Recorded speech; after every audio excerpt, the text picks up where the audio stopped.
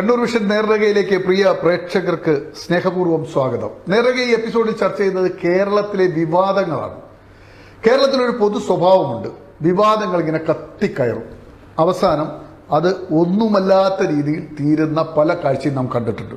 പണ്ട് നമുക്ക് ഓർമ്മയുണ്ടാകാം ചാരക്കേസ്, മറിയം റഷീദ. ഒരു സിനിമ കാണുന്ന അതേ ഹരത്തോടെയാണ് മലയാളികൾ ചാരക്കേസ് വായിച്ചതും കണ്ടതും.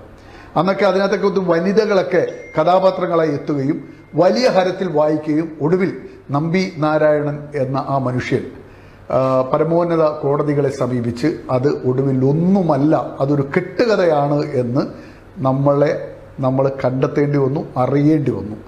പിന്നെ അതിനുശേഷം ഇങ്ങോട്ട് അത്തരത്തിലുള്ള അതിനുശേഷം ലാവ്ലിൻ കേസ് വർഷങ്ങളായി ഇങ്ങനെ കത്തിക്കൊണ്ടിരിക്കുകയാണ്, എവിടെയും എത്തിയിട്ടില്ല. കോടതി തന്നെ പല തവണ 10, 40, 50 തവണ മാറ്റിവെച്ചു കഴിഞ്ഞു. പിന്നെ നമുക്ക് ഓർമ്മയുണ്ട് സോളാർ കേസിൽ മുൻ മുഖ്യമന്ത്രി ഉമ്മൻചാണ്ടി കേരളത്തിലെ ഏറ്റവും പ്രിയങ്കരനായിരുന്ന ഒരു മുഖ്യമന്ത്രിയാണ്, വളരെ ജനകീയനായിട്ടുള്ള മുഖ്യമന്ത്രിയാണ്. രാഷ്ട്രീയ എതിരാളികൾക്ക് പോലും അദ്ദേഹം ജനകീയനാണ് എന്ന കാര്യത്തിൽ വിരുദ്ധ അഭിപ്രായം ഉണ്ടായിരുന്നില്ല. ആ മനുഷ്യനെ കുറിച്ച് സോളാർ കേസിൽ പറഞ്ഞ കഥകൾ, കിടപ്പറയിലെ ബാത്റൂമിലെ കുളിക്കുന്ന സ്ഥലത്ത് വരെ കഥകൾ വന്നു. ഒരു CD യുമായുള്ള യാത്രയെക്കുറിച്ചൊക്കെ ജനങ്ങൾ കണ്ട ഒരു രംഗം ഓർമ്മയുണ്ടാകും. ഇപ്പോൾ ഒടുവിൽ വന്നിരിക്കുന്നത് നമ്മുടെ അൻവറിൻ്റെ കുറേ വെളിപ്പെടുത്തൽ. അത് കുറച്ചുകൂടി ഗൗരവമുണ്ട്. കുറേ മരണങ്ങൾ, കള്ളക്കടത്ത്, അധോലോക പ്രവർത്തനങ്ങൾ, കൊട്ടേഷൻ സംഘം, ഇതിനൊക്കെ ക്ലബ് ചെയ്തുകൊണ്ട് വന്നിരിക്കുക. അതും ഈ പറഞ്ഞതുപോലെ തന്നെ കഴിഞ്ഞ കുറേ ദിവസങ്ങളായി കേരളത്തെ ഇങ്ങനെ കത്തിജ്വലിച്ച് നിൽക്കുകയാണ്. കേരളത്തിൻ്റെ ഒരു അഭിമാനമായ തൃശ്ശൂർ പൂരം വരെ കലക്കിയതിനു മുന്നിൽ രാഷ്ട്രീയമുണ്ട് എന്ന് വരുന്ന ഗുരുതരമായ ആരോപണങ്ങൾ വരെ ഉയർന്നു. പക്ഷേ ഒടുവിൽ മുഖ്യമന്ത്രി ഒരു പ്രസ്താവന, ഒരു പത്രസമ്മേളനം 1 മണിക്കൂറും 40 മിനിറ്റും നീണ്ടു നിൽക്കുന്നൊരു പ്രസ്താവന നടത്തി. വളരെ കൂളായിട്ട് അദ്ദേഹം, സാധാരണ അത്ര ചിരിച്ച് ലാഘവത്തോടെ പത്രസമ്മേളനം കൈകാര്യം ചെയ്യുന്ന ഒരാളല്ല അദ്ദേഹം. വളരെ ഗൗരവത്തിലിരുന്ന് 1 മണിക്കൂർ കഴിയുമ്പോൾ 1 സെക്കൻഡ് വൈകാതെ മൈക്ക് ഓഫ് ചെയ്ത് എഴുന്നേറ്റ് പോകുന്ന മുഖ്യമന്ത്രി 1 മണിക്കൂറും 40 മിനിറ്റും ഞാൻ ഇവിടെ തന്നെയുണ്ട്, നിങ്ങൾക്ക് ചോദ്യങ്ങൾ ചോദിക്കാം എന്ന് മാധ്യമങ്ങളോട്, കടക്ക് പുറത്ത് എന്ന് മാധ്യമങ്ങളോട് ആവർത്തിച്ച് പറഞ്ഞിരുന്ന മുഖ്യമന്ത്രിയാണ് അത് പറഞ്ഞത്. അങ്ങനെ വിവാദങ്ങൾ നടക്കുകയാണ്. ഇപ്പുറത്തോ നമ്മുടെ വയനാട് ദുരന്തം ഉൾപ്പെടെയുള്ള കേരളം അഭിമുഖീകരിക്കുന്ന വലിയ ജനകീയ പ്രശ്നങ്ങൾ, വിലക്കയറ്റം, ഗതാഗത പ്രശ്നങ്ങൾ, ട്രെയിൻ യാത്ര, ഗതാഗത കുരുക്കുകൾ, ഹൈവേയുടെ പണി പൂർത്തിയാക്കൽ, അങ്ങനെ ഒത്തിരി ജനകീയ വിഷയങ്ങളിൽ ഈ ചർച്ചകളൊന്നും കാണുന്നില്ല. അപ്പോൾ മലയാളി എങ്ങോട്ടാണ് നീങ്ങുന്നത്? വിവാദങ്ങൾക്ക് പുറമെ വലിയ ബ്രേക്ക് ന്യൂസുകൾ, രാഷ്ട്രീയ പാർട്ടികളുടെ വലിയ ഇത്തരം സാഹചര്യത്തിലൂടെ കടന്നുപോകും. കേരളത്തിൻ്റെ രാഷ്ട്രീയ മനസ്സ്, പൊതുസമൂഹത്തിൻ്റെ മനസ്സ് എങ്ങോട്ട്, എങ്ങനെ, എന്തുകൊണ്ട്? ഇതാണ് നേർരേഖ ഉയർത്തുന്ന ചോദ്യം. വളരെ പ്രഗത്ഭരായിട്ടുള്ള 3 നേതാക്കൾ. ഒന്ന് ഇടതുപക്ഷത്ത് നിന്ന് CPIയുടെ മുൻ ജില്ലാ സെക്രട്ടറി C. രവീന്ദ്രൻ, വളരെ സീനിയർ മോസ്റ്റ് ലീഡറാണ്. അതുപോലെ മുസ്ലിം ലീഗിൻ്റെ ജില്ലാ പ്രസിഡന്റ് അബ്ദുൽ കരീം ചേരേരി, BJPയുടെ സംസ്ഥാന സെക്രട്ടറി K. രഞ്ജിത്ത്, 3 പേരും നമ്മോടൊപ്പം ചേരുകയാണ്. 3 പേർക്കും നേർരേഖയിലേക്ക് സ്വാഗതം. നമുക്ക് രവീന്ദ്രനിൽ നിന്നും തുടങ്ങാം. ശ്രീ രവീന്ദ്രൻ, ഇപ്പം നടന്ന ഈ വിവാദങ്ങളുണ്ടല്ലോ, ഈ അൻവറിൻ്റെ വെളിപ്പെടുത്തൽ, അവിടെ CPIക്ക് മന്ത്രി K. രാജൻ, VS സുനിൽകുമാർ ഉൾപ്പെടെയുള്ളവർ കടുത്ത ഭാഷയിൽ ഇടതു സർക്കാരിൻ്റെ അല്ലെങ്കിൽ മുഖ്യമന്ത്രിയുടെ ഓഫീസിനെ കേന്ദ്രീകരിച്ചിട്ടുള്ള നീക്കങ്ങളെ വിമർശിക്കുകയുണ്ടായി. അങ്ങനെ ഈ സർക്കാരുകളെക്കുറിച്ച് നിരന്തരമായ ആരോപണങ്ങൾ വന്നുകൊണ്ടിരിക്കുന്നു. ഒരു സ്ഥലത്തും ഒരന്വേഷണവും കൃത്യമായി നടക്കാത്ത രീതിയിൽ കാര്യങ്ങൾ മുന്നോട്ട് പോകുന്നു. ഇത്തരം വിവാദങ്ങളെ ഒരു പൊതുപ്രവർത്തകൻ, പ്രത്യേകിച്ച് കണ്ണൂരിൽ ഇതിനകത്ത് ഈ വിവാദങ്ങളിൽ ഇപ്പോൾ ഒരു പ്രധാന കഥാപാത്രം P. ശശിയാണ്. അദ്ദേഹം കണ്ണൂർ ജില്ലക്കാരനാണ്. കണ്ണൂരിലെ EK നയനാർ മുഖ്യമന്ത്രി ആയിരുന്ന കാലത്ത് പൊളിറ്റിക്കൽ സെക്രട്ടറി ആയിരുന്ന ഒരു അദ്ദേഹമാണ്. അപ്പോൾ ഇത്തരത്തിൽ ആരോപണങ്ങൾ വരുമ്പോൾ എങ്ങനെയാണ് ഒരു രാഷ്ട്രീയ പ്രവർത്തകൻ എന്ന നിലയിൽ താങ്കളുടെ ബോധം, താങ്കൾ എങ്ങനെ ചിന്തിക്കുന്നു? എൻ്റെ അഭിപ്രായത്തിൽ കേരളത്തിൻ്റെ ജീവത്തായ പ്രശ്നങ്ങൾ ചർച്ച ചെയ്യേണ്ടുന്ന സന്ദർഭങ്ങളിലെല്ലാം ചില വിഷയങ്ങൾ വിമർശനങ്ങളുടെയോ സംവാദങ്ങളുടെയോ തലം വിട്ട് വിദ്വേഷത്തിൻ്റെയും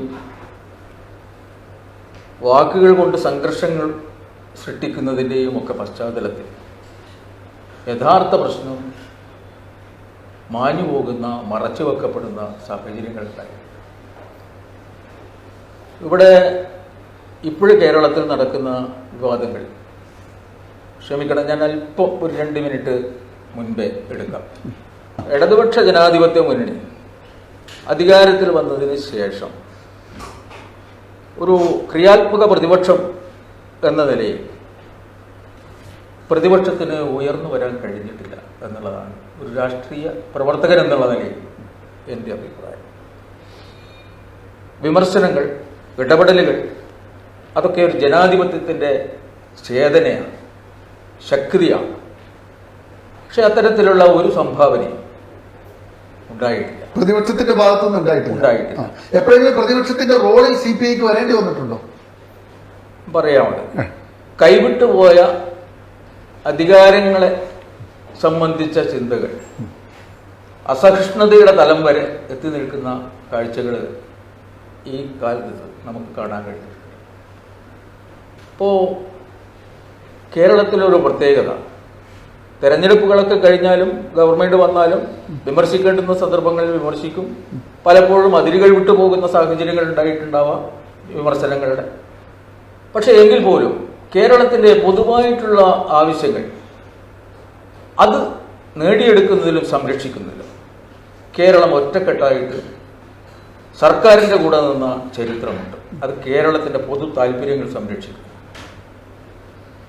അങ്ങനെ സംരക്ഷിക്കപ്പെടുന്ന ഒരു സാഹചര്യം ഈ കാലഘട്ടത്തിൽ ഉണ്ടായിട്ടുണ്ടോ എന്നാണ് താങ്കൾ ഉയർത്തുന്ന ചോദ്യം.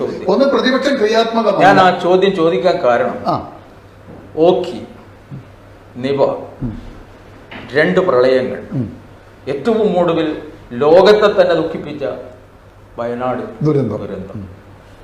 ഈ ദുരന്തങ്ങളിൽ കക്ഷിരാഷ്ട്രീയ ഭേദങ്ങളെല്ലാം മറന്ന് ആകെ രക്ഷാപ്രവർത്തനങ്ങളിലും അതുപോലെ പുനരധിവാസ പ്രവർത്തനങ്ങളിലും ഒരു ജനത എന്നുള്ള നിലയിൽ മനുഷ്യത്വമുള്ളൊരു കേരളീയൻ എന്ന നിലയിൽ ഓരോരുത്തരും അവരാകുന്ന രീതിയിലുള്ള പ്രവർത്തനങ്ങൾ നടത്തിക്കൊണ്ട് മുന്നോട്ട് പോകും. ഈ പ്രവർത്തനങ്ങൾക്കെല്ലാം ആവശ്യമായിട്ട് നല്ല ചിന്തകൾ മാത്രം പോരാ. ആ ചിന്തകളുടെ അടിസ്ഥാനത്തിൽ കാര്യങ്ങൾ നിർവഹിക്കണമെങ്കിൽ ഭൗതിക സാഹചര്യങ്ങൾ ഉണ്ടാവണം. ഞാൻ ഉദ്ദേശിക്കുന്നത് സാമ്പത്തികമായിട്ടുള്ള കാര്യങ്ങൾ തന്നെയാണ്. അതല്ലാതെ ഉപദേശം കൊടുത്തതിനെ കൊണ്ട് മാത്രം കാര്യമില്ല. ഇപ്പോൾ എത്തി നിൽക്കുന്നത് ഈ സംഭാവനകൾ നൽകുന്നതിന് തടയുക. അതങ്ങ് വിട്ടാൽ മതി, കൊടുക്കാതെ ആളുകൾ കൊടുത്താൽ അവരെ ശിക്ഷിക്കാനൊന്നും പോകുന്നില്ല. പക്ഷെ അതൊരു രാഷ്ട്രീയമായിട്ട് കൊടുക്കേണ്ടതില്ല. 2 പ്രളയങ്ങളുടെ ഘട്ടത്തിൽ തിരിച്ചു വരാം. ശ്രീ രവീന്ദ്രൻ, നമ്മൾ ഈ അബ്ദുൽ കരീം ചെല്ലരി ക്രിയാത്മകമായ ഒരു പ്രതിപക്ഷം ഇല്ലാതായിരിക്കുന്നു എന്നാണ് അദ്ദേഹം പറയുന്നത്. ദുരന്തങ്ങൾ വരുമ്പോൾ ഒറ്റക്കെട്ടായി നിൽക്കുന്നില്ല. എന്തുകൊണ്ട് അങ്ങനെ? ഒന്നാമത്തെ അദ്ദേഹത്തിന്റെ അഭിപ്രായം തന്നെ തെറ്റാണ്. കേരളത്തിലെ ജനകീയ പ്രശ്നങ്ങൾ ഏറ്റവും നന്നായി ഉയർത്തിക്കൊണ്ടുവരികയും ജനങ്ങളെ ആദ്യത്തിൽ ബോധവൽക്കരിച്ച് സർക്കാരിന്റെ തെറ്റുകൾ തിരുത്തിക്കുന്നതിന് വേണ്ടിയിട്ടുള്ള ക്രിയാത്മകമായിട്ടുള്ള ഇടപെടലുകൾ 1ാം പിണറായി സർക്കാരിന്റെ കാലത്തായിരുന്നാലും 2ാം പിണറായി സർക്കാരിന്റെ കാലത്തായാലും ഉണ്ടായിട്ടുണ്ട് എന്ന് നമുക്ക് വസ്തുതകൾ പരിശോധിച്ചാൽ ബോധ്യപ്പെടും. അത് കറക്റ്റാണ്. ഒറ്റക്കെട്ടായി നിന്നിട്ടുണ്ട്. നമ്മുടെ ഈ വിവാദങ്ങളോടുള്ള താങ്കളുടെ ഒരു സമീപനം എങ്ങനെയാണ്? എപ്പോഴും ഇങ്ങനെ വിവാദങ്ങൾ കത്തിക്കയറും, എന്നിട്ട് ഒരു ദിവസം കൊണ്ട് അത് ഇല്ലാതാവും, പെട്ടെന്ന് ഇല്ലാതാവും. മുഖ്യമന്ത്രിയുടെ പത്രസമ്മേളനം കഴിഞ്ഞതോടുകൂടി ആ വിവാദങ്ങളുടെയൊക്കെ ഷട്ടർ അടച്ച അവസ്ഥയാണ്. എങ്ങനെ തോന്നി? പുതിയ വിവാദം എന്ന് പറയുന്നത് പ്രതിപക്ഷം ഉയർത്തിക്കൊണ്ടുവന്ന വിവാദം ഒരു ഭരണകക്ഷി MLA അല്ല, പ്രതിപക്ഷം ക്രിയാത്മക അല്ലാന്ന് അദ്ദേഹം ആദ്യം തന്നെ പറഞ്ഞു. ആന്തരികമായിട്ടുള്ള രഹസ്യങ്ങൾ വളരെ നന്നായി അറിയുന്ന മുഖ്യമന്ത്രിയുടെ അടക്കം മനസാക്ഷി സൂക്ഷിപ്പുകാരൻ നിന്ന് മാധ്യമങ്ങളടക്കം വിശേഷിപ്പിച്ചിട്ടുള്ള ഒരു മനുഷ്യൻ CPM-ന്റെയോ അല്ലെങ്കിൽ ഭരണസിരാ കേന്ദ്രത്തിലെയോ അന്തപുരങ്ങളിൽ നടക്കുന്ന കാര്യങ്ങളെക്കുറിച്ച് ജനങ്ങളോട് തുറന്നു പറഞ്ഞു എന്നുള്ളതാണ് അതിന്റെ പ്രത്യേകത. 1ാം പിണറായി സർക്കാർ അധികാരത്തിൽ വരുമ്പോൾ പറഞ്ഞ പ്രധാനപ്പെട്ട ഒരു കാര്യം എന്താണ്? ഉമ്മൻചാണ്ടി സർക്കാരിന്റെ കാലത്ത് കുറെ അവതാരങ്ങൾ സെക്രട്ടേറിയറ്റ് കേന്ദ്രീകരിച്ചിട്ടുണ്ട്. ആ അവതാരങ്ങളെയൊക്കെ ഞങ്ങൾ അടിച്ചു പുറത്താക്കി ശുദ്ധീകരണം നടത്തിയിട്ട് പുതിയൊരു അഴിമതിരഹിത ഭരണം കേരളത്തിന് സംഭാവന ചെയ്യുമെന്നാണല്ലോ പറഞ്ഞത്. സത്യത്തിൽ 1ാം പിണറായി സർക്കാരിന്റെ കാലത്താണ് ഏറ്റവും വലിയ സ്വർണ്ണക്കള്ളക്കടത്ത് ഉൾപ്പെടെ മുഖ്യമന്ത്രിയുടെ പ്രിൻസിപ്പൽ സെക്രട്ടറി ശിവശങ്കരൻ ഉൾപ്പെടെ ജയിലിൽ പോകേണ്ടി വരികയും മുഖ്യമന്ത്രി അദ്ദേഹത്തെ സംരക്ഷിക്കുകയും പിന്നീട് അദ്ദേഹത്തെ തിരിച്ചെടുക്കുകയൊക്കെ ചെയ്തിട്ടുള്ള സംഭവം ഉണ്ടായിരുന്നു. 2ാം പിണറായി സർക്കാരിന്റെ കാലത്ത് വന്നത് ശിവശങ്കറിന് പകരം MR അജിത് കുമാറിലേക്ക് മാറി, അല്ലെങ്കിൽ മറ്റൊരാൾക്ക് പകരം പൊളിറ്റിക്കൽ സെക്രട്ടറിയിലേക്ക് മാറി എന്നുള്ള പുതിയ കഥാപാത്രങ്ങൾ വന്നു. പുതിയ കഥാപാത്രങ്ങൾ അവതാരങ്ങൾ ജനിച്ചു. പുതിയ അവതാരങ്ങൾ വിട്ടുപോയില്ല എന്നുള്ളതല്ല. പഴയതിനേക്കാൾ ശക്തരായ അവതാരങ്ങൾ. അപ്പൊ പണ്ട് അവതാരങ്ങൾ ഉണ്ടായിരുന്നു UDF ഭരണകാലത്ത്. അല്ല, പണ്ട് ഉണ്ടായിരുന്നു, അതിനേക്കാൾ വലുതാണ് വന്നതെന്ന് പറഞ്ഞുകൊണ്ട് ചോദിച്ചത്. അവതാരങ്ങൾ എല്ലാ കാലത്തും അവതാരങ്ങൾ ചുറ്റിപ്പറ്റിയിട്ട് സ്ഥാപിതക്കാരായിട്ട് എപ്പോഴും പക്ഷെ അത് UDF സർക്കാരിന്റെ കാലത്ത് ഉണ്ടാകുമെന്ന് പറയുന്നത് ഇടതു സർക്കാരിന്റെ കാലത്ത് ഉണ്ടാകുമെന്ന് പറയുന്നതും രണ്ടും അതെന്തുകൊണ്ടാണ്? ഇടതു സർക്കാർ എല്ലായ്പ്പോഴും അതൊരു പ്രത്യേകിച്ച് CPM-ന്റെ ഇരുമ്പുമറക്ക് ഉള്ളിൽ നിന്ന് സംഘടനാ പ്രവർത്തനവും ഭരണവും ഒക്കെ പാർട്ടി കേന്ദ്രീകൃതമായ UDF അങ്ങനെ നടക്കൂല. UDF അങ്ങനെ ഒരു മറയില്ല. വലിയൊരു വിശാലമായിട്ടുള്ള അപ്പൊ അതിനകത്താണ് കൂടുതൽ അവതാരങ്ങൾ ഉണ്ടാകുക. പക്ഷെ ഞാൻ സമ്മതിക്കുന്നുണ്ട്, അതല്ല ഇവിടെ സംഭവിച്ചിരിക്കുന്നത്. തിരിച്ചാണ് സംഭവിച്ചത്. യെസ്, നമുക്ക് തിരിച്ചു വരാം.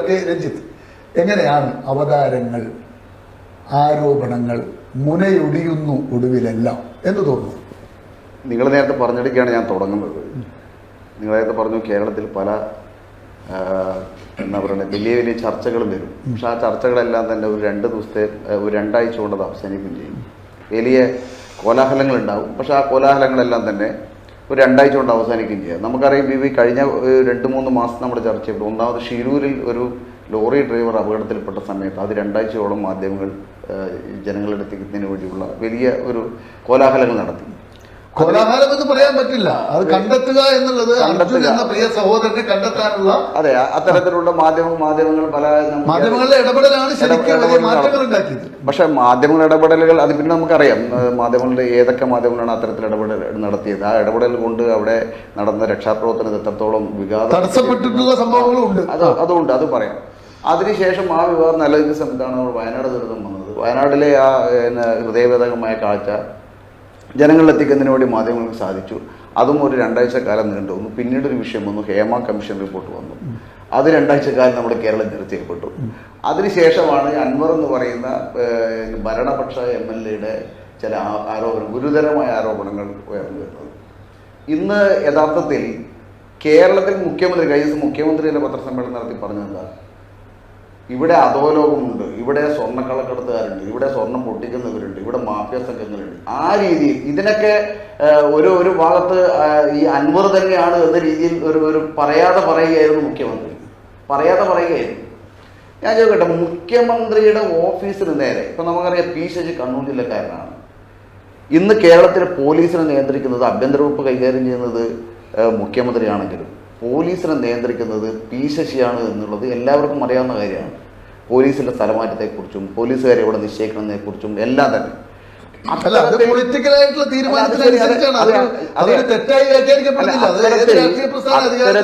ആഭ്യന്തര വകുപ്പിന്റെ എല്ലാ കാര്യങ്ങളും ചെയ്യുന്ന ഒരു പ്രധാനപ്പെട്ട വ്യക്തി, അതായത് പൊളിറ്റിക്കൽ സെക്രട്ടറിക്കെതിരെയാണ് ഭരണപക്ഷത്തുള്ളൊരു MLA ഗുരുതരമായ ആരോപണം ഉയർത്തിക്കൊണ്ടുവരുന്നത്.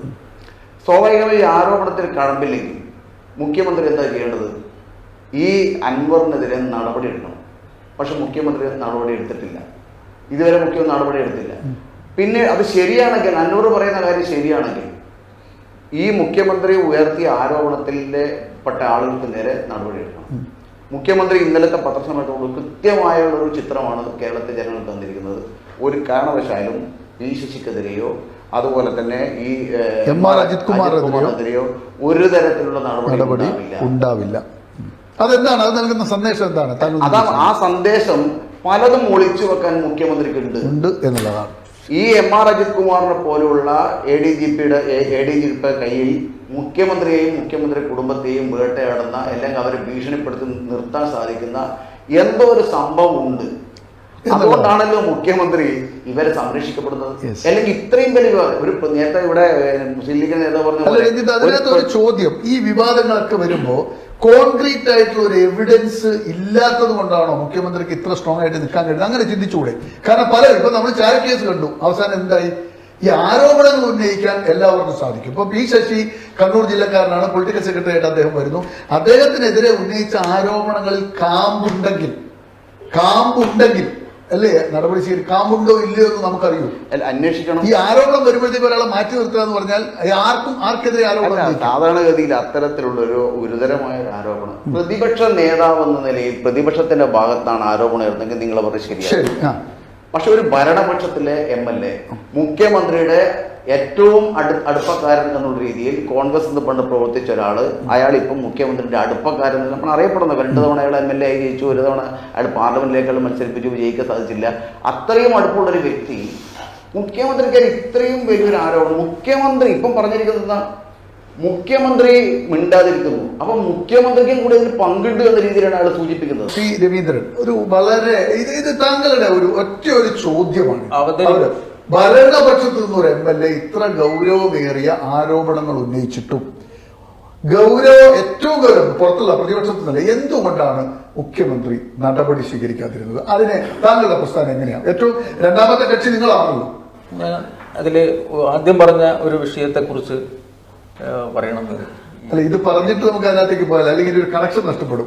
നമുക്ക് അതിനകത്തേക്ക് വരാം. ഇതിനൊരു മറുപടി ഒന്ന് പറയുമോ പ്ലീസ്? എന്താണ് ഈ മുഖ്യമന്ത്രി ചെയ്യുന്നതിനെ താങ്കൾ ന്യായീകരിക്കുന്നു? അൻവർ പറഞ്ഞ കാര്യങ്ങൾ ശരിയാണോ തെറ്റാണോ? താങ്കൾ അങ്ങനെ മുഖ്യമന്ത്രി തെറ്റ് ചെയ്തു എന്ന് ഞാൻ കരുതുന്നില്ല. പിന്നെ ആരാണ് തെറ്റ് ചെയ്തത്? അൻവറാണോ? ഇതിന്റെ അല്ല, നിങ്ങൾ ചോദിച്ച ചോദ്യത്തിനുള്ള മറുപടി ഞാൻ പറയട്ടെ. ഇടതുപക്ഷ പാർട്ടികൾ പൊതുവിൽ സ്വീകരിച്ച ഒരു നിലപാട് സ്വന്തം പ്രസ്ഥാനത്തിനകത്തുള്ള പ്രശ്നങ്ങളായാലും അവർ നേതൃത്വം നൽകുന്ന ഗവൺമെന്റുമായി ബന്ധപ്പെട്ടിട്ടുള്ള വിഷയങ്ങളിലായാലും പരമാവധി അകത്തു നിന്നുള്ള ചർച്ചകൾ. പക്ഷേ ഇപ്പൊ അപ്പോ അതിനൊരു അപവാദമായിട്ടാണ് അൻവറുടെ ഒരു പ്രസ്താവനയും അതുമായി ബന്ധപ്പെട്ട വിവാദങ്ങളും ഉയർന്നു വന്നിട്ടുണ്ട്. അത് ഇന്നലെ CPM-ന്റെ സംസ്ഥാന സെക്രട്ടറി അവരൊക്കെ പ്രസ്താവന പുറപ്പെടുവിച്ചിട്ടുണ്ട്. അവർ യോഗങ്ങളിൽ ചേർന്നിട്ടുള്ളത്.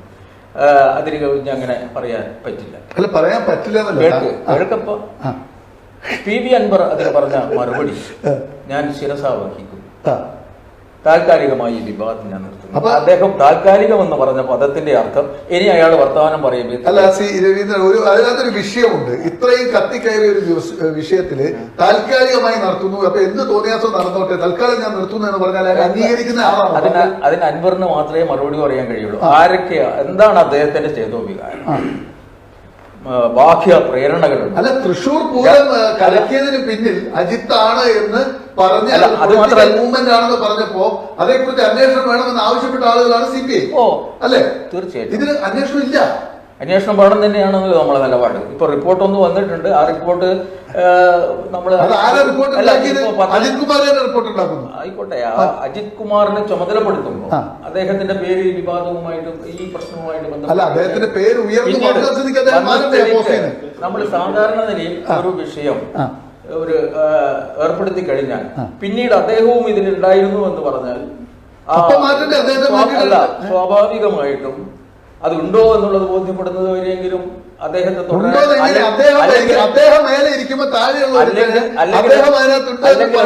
നിങ്ങൾ എന്നെ കുറിച്ച് ഒരു ആരോപണം നിങ്ങൾ തന്നെ അത് അന്വേഷിക്കാൻ അല്ല, എന്നെ കുറിച്ച് ഒരു ആരോപണം ഈ ഇദ്ദേഹത്തിന്റെ പേര് വരുന്നത് പിന്നീടാണ്. അല്ല, പിന്നീടാണെങ്കിലും അത് മോണിറ്റർ ചെയ്യുന്ന ADGP ആണ്. C. രവീന്ദ്രൻ പറയുന്നത് താങ്കൾക്കെതിരെ ഒരു ആരോപണം വരുന്നു, പാർട്ടി തീരുമാനിക്കുന്നു ആരന്വേഷിക്കാൻ. ഞാൻ നിങ്ങളോട് ഇപ്പോഴും പറയുന്നു, നമ്മൾ മൂന്നാളിരിക്കുമ്പോൾ നിങ്ങളോട് ഒരു കാര്യം ചെയ്യാൻ ആവശ്യപ്പെടുന്നു. ഔപചാരികവും ഔദ്യോഗികവുമായ നടപടിക്രമങ്ങൾ കൂടിയാണ് ഇത്. കേവലമായ ഒരു രാഷ്ട്രീയ വിഷയങ്ങൾ മാത്രമായിട്ടല്ലല്ലോ. അപ്പൊ നിങ്ങളെ ചുമതലപ്പെടുത്തും, ഔപചാരികമായി ചുമതലപ്പെടുത്തും.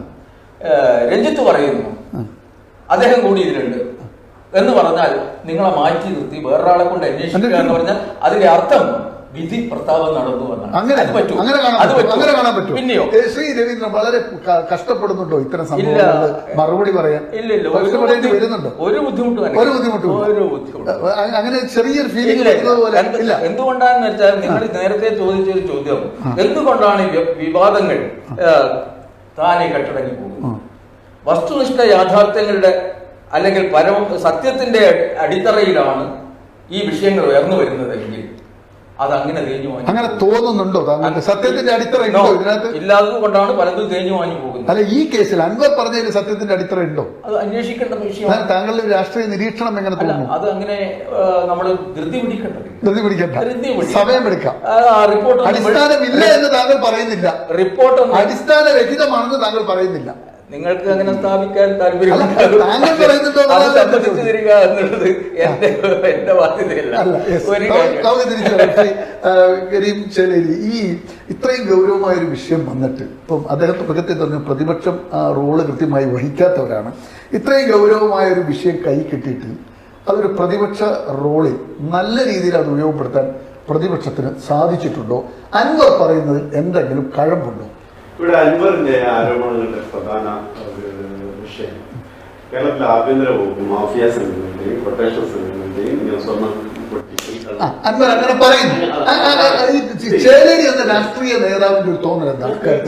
അങ്ങനെയാണ്. ഞങ്ങൾ മാത്രമല്ല, ഈ മുന്നണി തന്നെ. ഞാൻ ഓർക്കാണ്, കഴിഞ്ഞ ഒരു വർഷം മുമ്പ് UDF സംസ്ഥാന അടിസ്ഥാനത്തിൽ തന്നെ ഒരു എല്ലാ പഞ്ചായത്തുകൾ കേന്ദ്രീകരിച്ച് ഒരു യാത്ര നടത്തിയിരുന്നു. ആ യാത്രയിലെ പ്രധാനപ്പെട്ട മുദ്രാവാക്യം സർക്കാരിൽ അല്ലിത് കൊള്ളക്കാർ, ഇത് സർക്കാരല്ല ഇത് കൊള്ളക്കാർ എന്ന് പറഞ്ഞുകൊണ്ടാണ് ഒരുപാട് വിഷയങ്ങൾ. മുഖ്യമന്ത്രിയുടെ സ്വജനപക്ഷവാദം, ആ മുഖ്യമന്ത്രിയുടെ മകളുമായിട്ടുള്ള വിവാദം, വിഷയങ്ങൾ, അതിനൊക്കെ ആധാരമായിട്ട് ഒരുപാട് കാര്യങ്ങൾ. ഈ ആരോപണങ്ങളല്ലാതെ മുഖ്യമന്ത്രിയുടെ മകളിലേക്കോ മുഖ്യമന്ത്രിയിലേക്കോ ഒരു അന്വേഷണ സംഘം എത്തുന്നില്ല.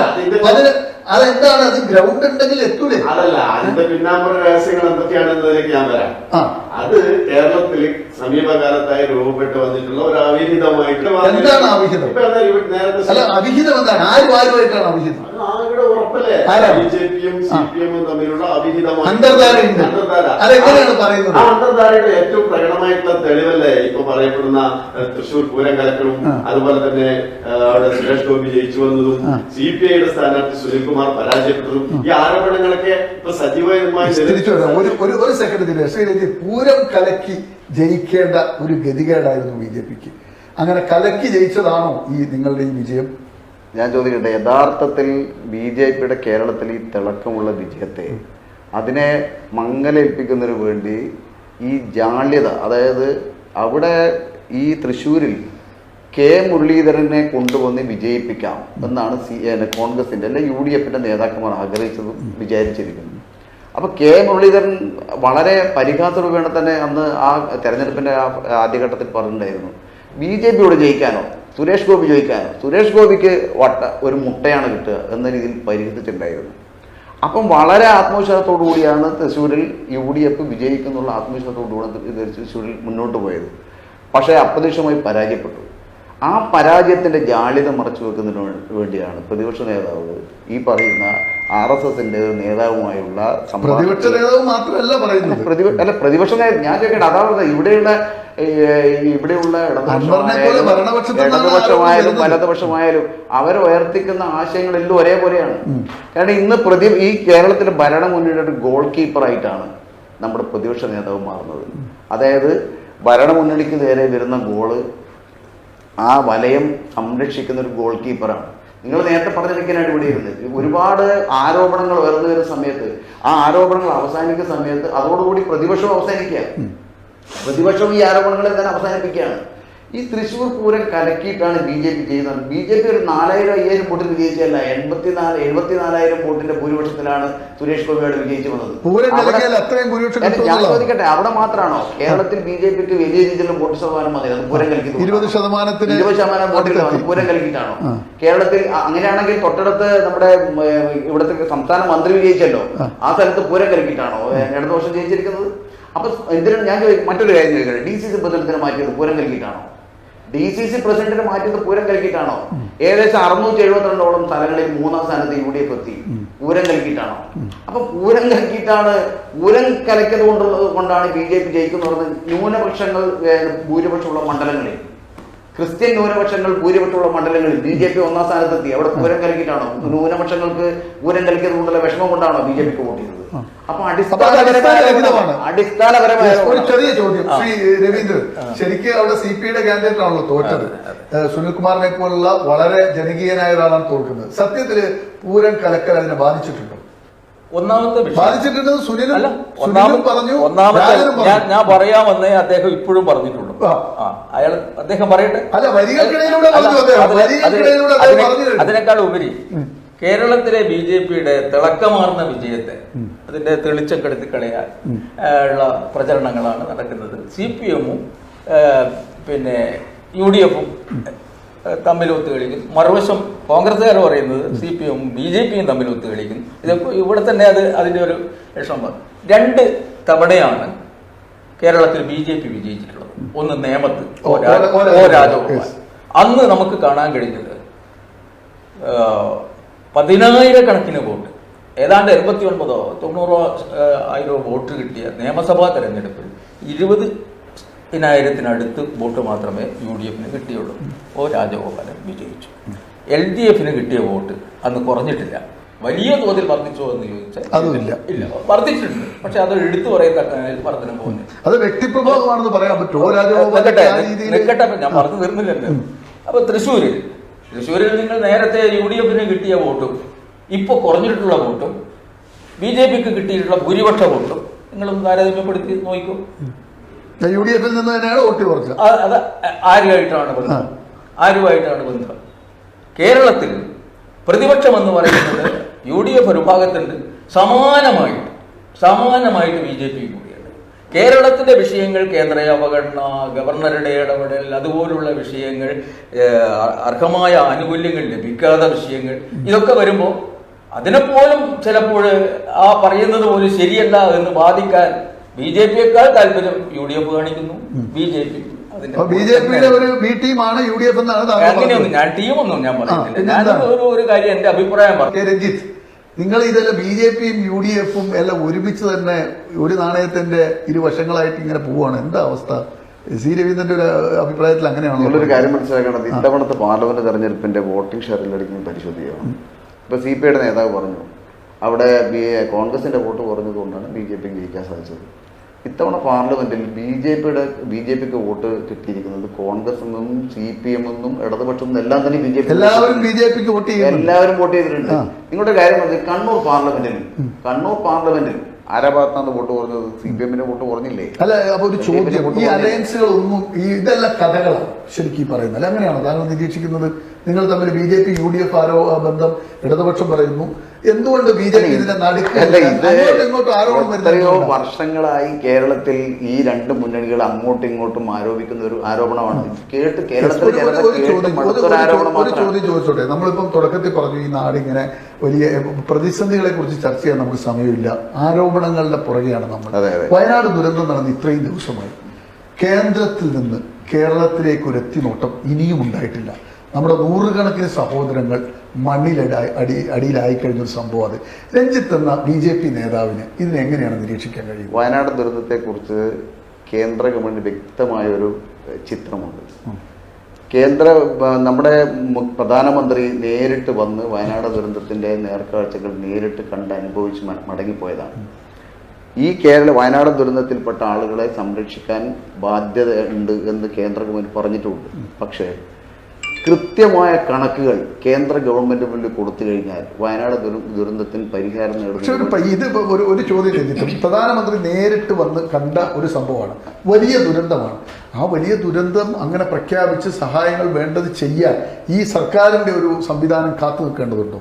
അല്ല, അത് ഒരു ദേശീയ ദുരന്തമായി പ്രഖ്യാപിക്കുന്നതിന് അത്രയും വലിയൊരു ദുരന്തമല്ല, ഒരു ഫെഡറൽ സംവിധാനത്തിന്റെ ഭാഗമാണെന്ന് പറഞ്ഞ് കേന്ദ്ര ഗവൺമെന്റ് നേരിട്ട് സഹായം കൊടുക്കുക. ദേശീയ ദുരന്തമായി പ്രഖ്യാപിക്കുന്നതിന്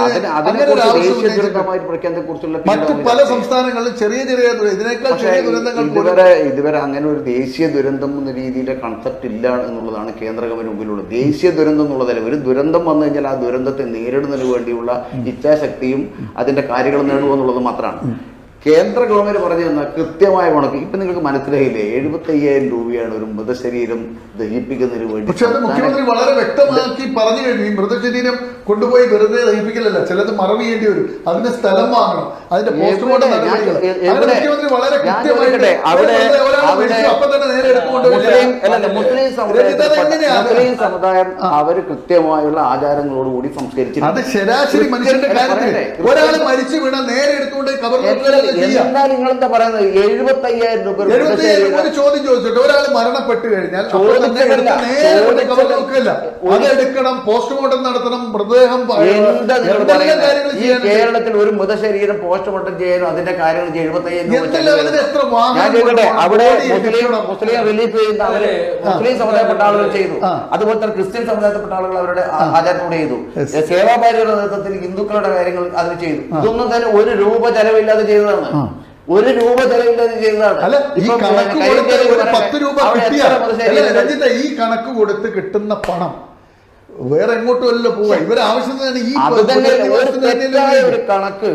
തെറ്റായ കണക്ക് പെരുപ്പിച്ച് കാണിച്ച് അതാണോ ചെയ്തത്? 10 കോടി രൂപ അവിടെ വർക്ക് ചെയ്ത സന്നദ്ധ പ്രവർത്തകരുടെ ഭക്ഷണത്തിന് വേണ്ടി ചെലവഴിച്ചു എന്നുള്ളതാണ് പറയുന്നത്. ചെലവഴിച്ചു എന്നല്ല, ചെലവഴിക്കേണ്ട ഒരു ബഡ്ജറ്റ് ആയിട്ട് കൊടുത്തു കഴിഞ്ഞു. ദുരന്ത പരിഹാരം കൊടുക്കേണ്ടി വരും.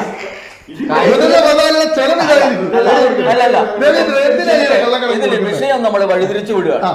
ഇപ്പൊ ഈ പറയുന്നതെല്ലാം കേന്ദ്രത്തിന്റെ ഒരു മാനദണ്ഡമുണ്ട്. നിങ്ങൾ സംസ്ഥാനങ്ങൾക്ക് ഈ ദുരന്തവുമായി ബന്ധപ്പെട്ട് ആവശ്യപ്പെടാവുന്നതിന്റെ ഏതൊക്കെ ഇനങ്ങളിൽ ഏതൊക്കെ രീതിയിൽ അതനുസരിച്ചുള്ള ഒരു ആവശ്യമാണ് മുന്നോട്ട് വെച്ചത്. ഈ പറയുന്നതെല്ലാം അതിൽ വരുന്നതാണ്. ഇപ്പൊ ശരി, ഇപ്പൊ എല്ലാ സംഘങ്ങളും കൂടെ വന്നു, കേന്ദ്രത്തിന്റെ സർവ്വ സന്നാഹങ്ങളും വന്നു എന്ന് പറഞ്ഞു. ഇനി വന്നില്ലെങ്കിലും കേരളത്തിലെ ഈ ദുരന്തവുമായി ബന്ധപ്പെട്ട കാര്യങ്ങൾ പരിഗണിക്കാനും അതിന് എത്ര കൊടുക്കണമെന്ന് തീരുമാനിക്കാനും കഴിയുന്ന ഒരു സംവിധാനം കേന്ദ്രത്തിനുമുണ്ട്. ഈ തന്ന 70,000 അത് വെട്ടിക്കുറച്ച് 60,000 ആക്കണം, അല്ലെ 50,000 ആക്കണം. അനുവദിക്കണ്ടേ? നിങ്ങൾ കേരളം തന്ന കണക്ക് കൂടി പോയി എന്ന് പറഞ്ഞാൽ ആ കണക്ക് കൂടി പോയ കണക്ക് കുറച്ചിട്ടായാലും നിങ്ങൾ എന്തെങ്കിലും ചെയ്തോ? അതാണ് പ്രശ്നം. കഴിഞ്ഞ പ്രളയത്തിന് സഹായം എന്ന് പറഞ്ഞു പ്രധാനമന്ത്രി വന്നു. എത്രയാ കൊടുത്ത്? എന്താ കൊടുത്ത്? കുട്ടികൾക്ക് മുട്ടായി വാങ്ങുന്നത് കാശ്. ബാക്കി മുഴുവൻ ഇവിടെയായില്ലേ?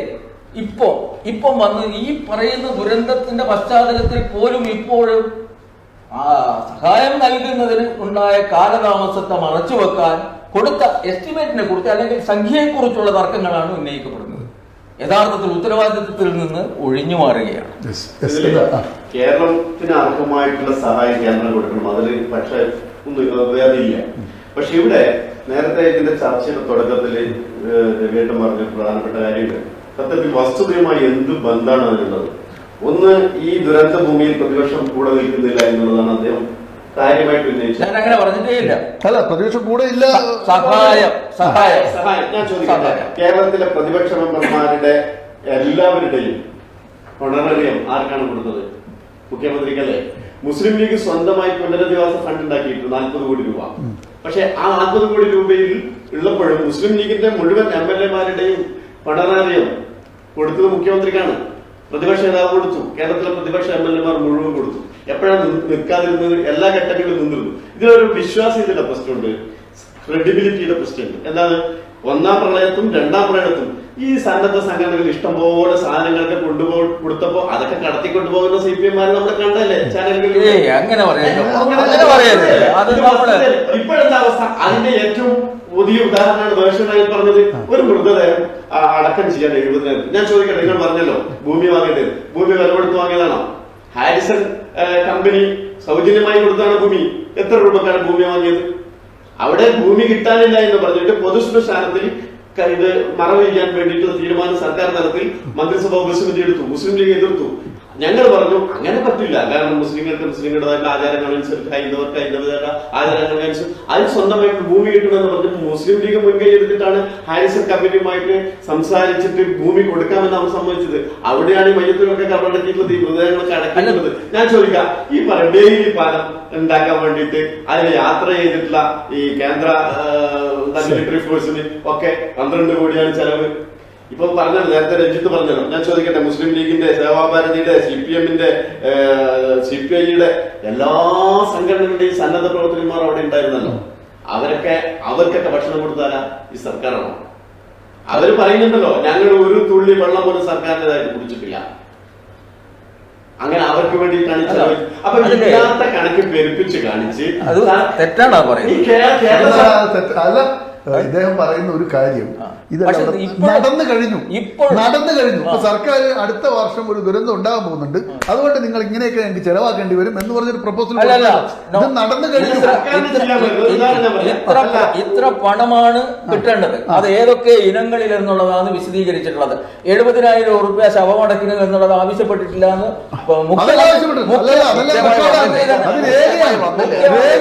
മുഖ്യമന്ത്രി തന്നെ പറഞ്ഞു. രേഖയാണതല്ല. ആവശ്യപ്പെട്ടത് മാത്രമല്ല, ആകെ ചെലമായ സംഖ്യയുടെ കണക്കല്ല പറയുന്നത്. ഇനിയും ആവശ്യമായതും നേരത്തെ ചെലവഴിച്ചതുമെല്ലാമായിട്ട് ഈ ദുരന്തത്തിന്റെ ഫലമായിട്ട് ഒരു നിമിഷം ഓരോ ഐറ്റം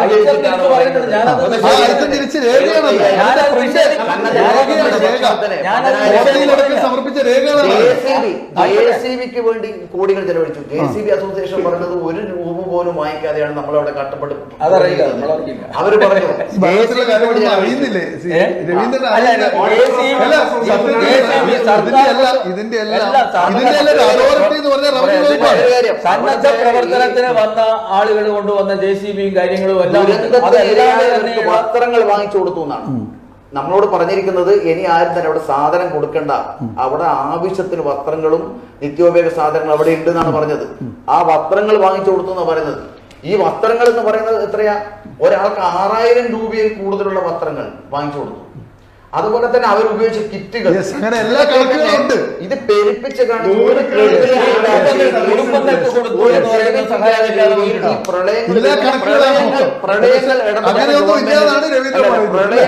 പ്രളയങ്ങളും ദുരന്തങ്ങളും ഇടതുപക്ഷ ഗവൺമെന്റ് ഒരു ആഘോഷമാണ്. ഇതാണ് നിർഭാഗ്യകരമായ ഒരു പൊതുപ്രവർത്തകനിൽ നിന്ന് ഞാൻ പ്രതീക്ഷിക്കാത്ത ഒരു അഭിപ്രായ പ്രകടനമാണ്. ഈ ദുരന്തങ്ങൾ ആഘോഷമാക്കുന്ന കേരളത്തിൽ അങ്ങനെ ഉണ്ടോ? എന്തെങ്കിലും ഒരു പ്രകോപനം കണ്ടുകൊണ്ടിരിക്കുന്ന സമയത്തും അതുപോലെ തന്നെ പ്രളയം വന്ന സമയത്തും നമ്മൾ കണ്ടത് ഈ LDF ചൂഷണം ചെയ്യുക. നമുക്ക് ഇപ്പോഴത്തെ ഈ രാഷ്ട്രീയ സാഹചര്യത്തിൽ ഈ വിവാദങ്ങൾക്ക് എന്താണ് ഇനി സംഭവിക്കാൻ പോകുന്നത് എന്നിവരുടെ ഒരു നിരീക്ഷണം നോക്കാം. ശ്രീ അബ്ദുൽ കരീം ചെല്ലി, ഞാൻ തുടക്കത്തിൽ പറഞ്ഞൊരു കാര്യമുണ്ട്. നമ്മൾ കണ്ട ചാരക്കേസ്, നമ്മൾ കണ്ട സോളാർ കേസ്, നമ്മൾ പാവൂർ കേസ് വേറെ, അതിനകത്ത് ചെറിയ കോടതി നടപടികളെങ്കിലും വന്നു. പിന്നെ വന്നത് കള്ളക്കടത്ത് സംഭവങ്ങൾ, ഇങ്ങനെ ലാവലിൻ കേസ്, ഒടുവിൽ ഇപ്പം ഈ അൻവർ ഒരു വെടി പൊട്ടിച്ചു, അതിലുണ്ടായ രാഷ്ട്രീയ കഥകളൊക്കെ. ഇതിനെന്ത് സംഭവിക്കും നിങ്ങളുടെ നിരീക്ഷണത്തിൽ? വളരെ ചുരുങ്ങിയ വാക്കുകൾ. അൻവറിന്റെ കാര്യത്തിൽ അൻവർ ഇപ്പൊ തന്നെ പത്തി മടക്കി ഇനി ഒന്നും സംഭവിക്കാനില്ല, ഇനിയൊന്നും സംസാരിക്കില്ല അൻവർ പറഞ്ഞു. അൻവർ ഉയർത്തിയിട്ടുള്ളത് അൻവറിന്റെ വ്യക്തിപരമായിട്ടുള്ള വിഷയമല്ല, ഉണ്ടാകാം, അത് വേറെ കാര്യം. പക്ഷെ പൊതുസമൂഹത്തിൽ ജനങ്ങൾ വളരെ സംശയത്തോടു കൂടി നോക്കിക്കാണുന്ന ചില ഇഷ്യൂസ് ആണ് അതിന്റെ പേരിൽ കൃത്യമായിട്ട് അന്വേഷണം നടത്തിയിട്ട് വസ്തുതകൾ പുറത്തു കൊണ്ടുവന്ന് കുറ്റക്കാരായിട്ടുള്ള ആളുകൾ ശിക്ഷിക്കപ്പെടണം എന്നുള്ള കാര്യത്തിൽ യാതൊരു ഒരു ചോദ്യം. അൻവർ മടക്കി പെട്ടിയിലാക്കി, ഇനിയില്ല, ഭൂതത്തെ തുറന്നു വിടുന്നില്ല. ആ പുറത്ത് വിട്ട സാധനം ഉണ്ടല്ലോ, അതിനെ എങ്ങനെ പ്രതിപക്ഷം ഫോളോ ചെയ്യും? UDF അതിനെ ഫോളോ ചെയ്യും. കൃത്യമായിട്ട് സമരപരിപാടികളിലേക്ക് പോകും. അന്വേഷണ റിപ്പോർട്ടുകൾ പൊതുസമൂഹത്തിൽ അവതരിപ്പിക്കപ്പെടണം. ഇപ്പൊ തന്നെ 5 മാസങ്ങൾക്ക് മുമ്പ് അജിത് കുമാറിനോട് അന്വേഷണം നടത്താൻ മുഖ്യമന്ത്രി ആവശ്യപ്പെട്ടു എന്നാണ് പറഞ്ഞത്. അൻവർ ആ കാര്യം അല്ലെങ്കിൽ മാധ്യമങ്ങൾ ആ കാര്യം പറഞ്ഞപ്പോഴല്ലേ അന്വേഷണ റിപ്പോർട്ട് സമർപ്പിച്ചത്? ഒരു ദിവസം കൊണ്ട് നിങ്ങൾ നേരത്തെ ഇതിനെ ശക്തമായിട്ട് പിന്തുടരും. അതിൽ ഈ സർക്കാരിന്റെ കെടുകാര്യസ്ഥത, കൊള്ളരുതായ്മ, കൊള്ളിവെപ്പ് എല്ലാം ഒന്നും നടക്കാൻ പോകുന്നില്ല. നിങ്ങൾ നേരത്തെ 2 ആഴ്ച കൂടി ഇത് അവസാനിക്കും. കാരണം ഞാൻ ചോദിക്കട്ടെ, ഇവർ ഈ 2 മുന്നണികൾ ഒരു കേന്ദ്രത്തിൽ ഒരു ഘടകകക്ഷികളാണ്. ഇവർക്ക് കൂടുതൽ ഒരു വിഷയങ്ങൾ മുന്നോട്ട് കൊണ്ടുപോകാൻ സാധിക്കില്ല, കഴിയില്ല. BJP സമയത്തോളം കേന്ദ്ര ഗവൺമെന്റ് മുമ്പിൽ വരുന്ന കാര്യങ്ങൾ കേന്ദ്ര ഏജൻസികളും അന്വേഷണം അവർ മുന്നോട്ട് പോകും. ഇപ്പൊ ഈ കാര്യം തന്നെ കേന്ദ്ര അന്വേഷിക്കാൻ പോവുകയാണ്. ഞങ്ങൾ അൻവറിന്റെ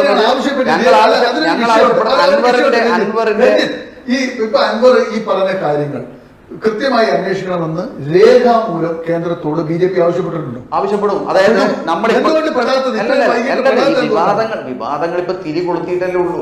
ഇപ്പൊ അൻവർ കൊളുത്തിയിരിക്കുന്ന ഈ വിവാദം ചെറിയ വിവാദമല്ല.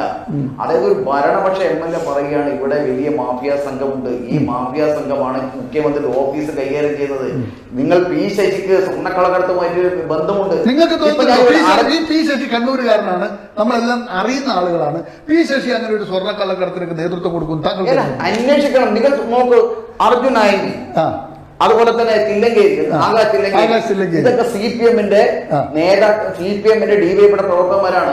സ്വർണം പൊട്ടിക്കുന്ന കേസിലും സ്വർണ്ണ കള്ളക്കടത്തിലും സ്വർണ്ണ പൊട്ടിക്കൽ കേസുകളിൽ ഈ സമീപകാലത്ത് കർണാടകയിലും കേരളത്തിലും പ്രതികളായ ലിസ്റ്റിൽ CPM-ന്റെ പ്രവർത്തകർ മാത്രമല്ല BJP പ്രവർത്തകരും നിഷേധിക്കാൻ പറ്റുമോ?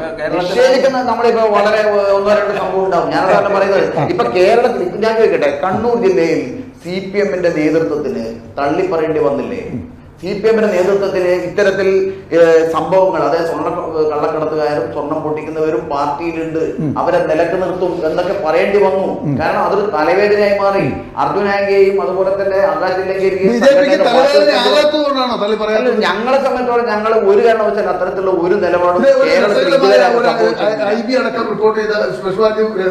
മുഴുവൻ റിപ്പോർട്ട് ചെയ്ത ഒരു സംഭവമുണ്ട്.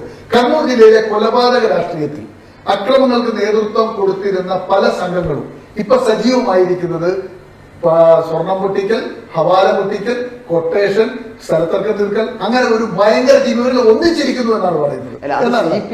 CPM മാത്രമേ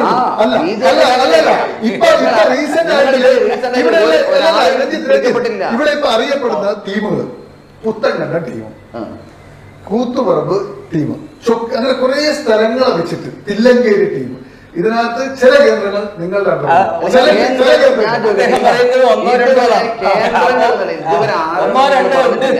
ഇപ്പൊ ആകാശ് തില്ലങ്കേരിന്റെ ഭാഗത്തുനിന്നും അതുപോലെ തന്നെ ഈ പറയുന്ന നമ്മുടെ ഈ അർജുൻ നായകിയൊക്കെ ഈ കേസുമായി ബന്ധപ്പെട്ട് മാസങ്ങളോളം ജയിലിൽ കിടന്നവരാണ്. പാർട്ടിയുടെ പല നേതാക്കന്മാർ ഇതിൽ പങ്കുണ്ട്. P. ജയരാജനെ പോലും ഇതിൽ വിരൽ ചൂണ്ടപ്പെട്ടു. അത് മനസ്സിലാക്കണം. P. ജയരാജൻ അടക്കം അത് CPM-ന്റെ അടുത്ത കാലത്തായിട്ട് പ്രവർത്തകരെ തൃശ്ശൂരിലും അതുപോലെ തന്നെ കോഴിക്കോടും ഒക്കെ ഈ സംഭവങ്ങളിൽ ഉൾപ്പെട്ട വാർത്തകൾ നിങ്ങൾ കേരളത്തിൽ എവിടെയാണ് അങ്ങനെ വാർത്ത വന്നിരിക്കുന്നത്? കേരളത്തിൽ ഇല്ലല്ലേ? കേരളത്തിൽ RSSന്റെ ഏതെങ്കിലും ഒരാള് ഇതുവരെ അങ്ങനെ വന്നിരിക്കും.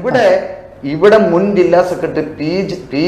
ജയരാജൻ അടക്കം ഈ സ്വർണം പൊട്ടിക്കലുമായിട്ട് ബന്ധമുണ്ട് എന്ന് ആരോപിക്കപ്പെടുന്നവരാ. ഈ കഴിഞ്ഞ ദിവസം ഡിവൈഎഫ്ഐയുടെ നേതാവാണ്.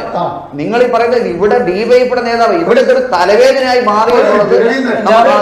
ഞാൻ പറയുന്നത് രഞ്ജിത്ത് പറഞ്ഞ കാര്യങ്ങൾ ഒരു കാര്യം താങ്കളുടെ ശ്രദ്ധയിൽപ്പെടുന്നത്, ഇപ്പൊ ഭരിക്കുന്ന പാർട്ടിയിലെ ഏറ്റവും സ്ട്രോങ് ആയിട്ട് രണ്ടാം കക്ഷിയാണ്. ആകാശ് തില്ലങ്കേരിയും ഈ പറയുന്ന കഥാപാത്രങ്ങളും ഈ സ്വർണം പൊട്ടിക്കലും അതുപോലെ തന്നെ നമ്മുടെ മനുവിന്റെ വെളിപ്പെടുത്തലൊക്കെ നിങ്ങൾ കേട്ടിട്ടുണ്ടാവും. സത്യത്തിൽ ഉള്ളിന്റെ ഉള്ളിൽ പറഞ്ഞാൽ നിങ്ങളിലും അവരെ കുറിച്ചൊരു സംശയം തോന്നില്ലേ? ഈ അവരെ കുറിച്ചുള്ള സംശയമല്ല, ഞങ്ങൾക്കൊരു നിലപാടാണ്. എന്താണ് നിലപാട്? രാഷ്ട്രീയത്തിൽ വളരെ പാലിക്കപ്പെടേണ്ടുന്ന മൂല്യങ്ങളുണ്ട്. ആ മൂല്യങ്ങളിൽ നിന്ന് വ്യതിചലിക്കുകയോ ക്രിമിനൽ സ്വഭാവത്തിലേക്കോ കൊലപാതകത്തിലേക്കോ അക്രമത്തിലേക്കോ ഏതിലേക്കോ നീങ്ങിയാലോ അരുതാത്ത കാര്യങ്ങളിലേക്ക് ആരെങ്കിലും നീങ്ങിയിട്ടുണ്ടെങ്കിൽ നിയമപരമായ നടപടികൾ എടുത്ത് ശിക്ഷിക്കപ്പെടുന്നു. CPM അങ്ങനെ നീങ്ങിയിട്ടുണ്ടെന്ന് താങ്കൾക്ക് തോന്നുന്നുണ്ടോ? പലപ്പോഴും അത് നീങ്ങിയിട്ടുണ്ട് എന്നാണ് താങ്കൾക്ക് തോന്നുന്നത്. CPM അങ്ങനെ നീങ്ങിയിട്ടുണ്ട്. എന്തുകൊണ്ടാണ് ഇവർക്കെല്ലാം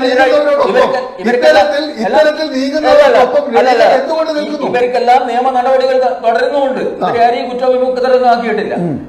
ഏറ്റവും പ്രധാനപ്പെട്ട വിഷയം, ഞാൻ അദ്ദേഹം സംസാരിക്കുന്നതിനിടയിൽ രണ്ട് കാര്യം. കേരളത്തിൽ ഇതുപോലുള്ള ആരോപണം BJPയെ കുറിച്ച് പറയാൻ കഴിയും. ഒന്നോ രണ്ടോ വിഷയങ്ങളിൽ ഇതുപോലെ ചില കാര്യങ്ങൾ സംഭവിച്ചിട്ടുണ്ടാവാം എന്ന് ഇദ്ദേഹം തന്നെ സമ്മതിച്ചു.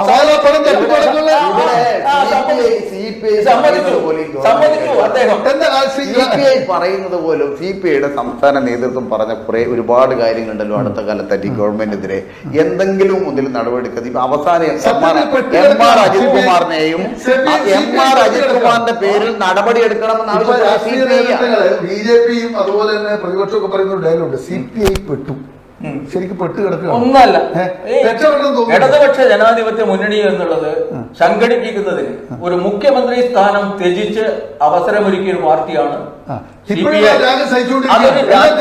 അത് വേണ്ടിവരും ചിലപ്പോൾ ഒരു മുന്നണി എന്ന് പറയുമ്പോൾ അതിൽപ്പെടുന്ന പാർട്ടികൾക്ക് വ്യത്യസ്തമായ വ്യക്തിത്വം ഉണ്ടാവാം, ആശയങ്ങൾ ഉണ്ടാവാം. എന്നാൽ കേൾക്കുക, നിങ്ങള് പൊതുവിൽ ഒരു ലക്ഷ്യത്തിന് വേണ്ടി ഒന്നിക്കാമെന്ന് സമ്മതിക്കുന്നവർ ചേർന്നതാണ് മുന്നണി. ഇവിടെ കേരളത്തിൽ സാമാന്യ ജനങ്ങളുടെ, തൊഴിലാളികളുടെ, കൃഷിക്കാരുടെ, സാധാരണക്കാരുടെ, പൊതുവിൽ കേരളത്തിന്റെ താല്പര്യങ്ങളെ സംബന്ധിച്ച ഒരു കാഴ്ചപ്പാട് എന്നും നമ്മൾ മുന്നോട്ട് വെച്ചിട്ടുണ്ട്. മുന്നോട്ട് വെക്കുന്ന കാഴ്ചപ്പാടിന് ഈ ഇടതു സർക്കാർ CPM നേതൃത്വം കൊടുക്കുന്ന ഇടതു സർക്കാർ നിങ്ങളെ എത്രമാത്രം പരിഗണിക്കുന്നു? തീർച്ചയായിട്ടും പരിഗണിക്കുന്നു. നിങ്ങൾ തീരെ പരിഗണിക്കുന്നില്ല എന്ന് പറയുന്നതും അതിന്റെ പ്രകോപനപരമായിട്ടുള്ള ഉള്ളടക്കവും ഒക്കെ മനസ്സിലാക്കാൻ കഴിയുന്ന ഒരാളല്ലേ?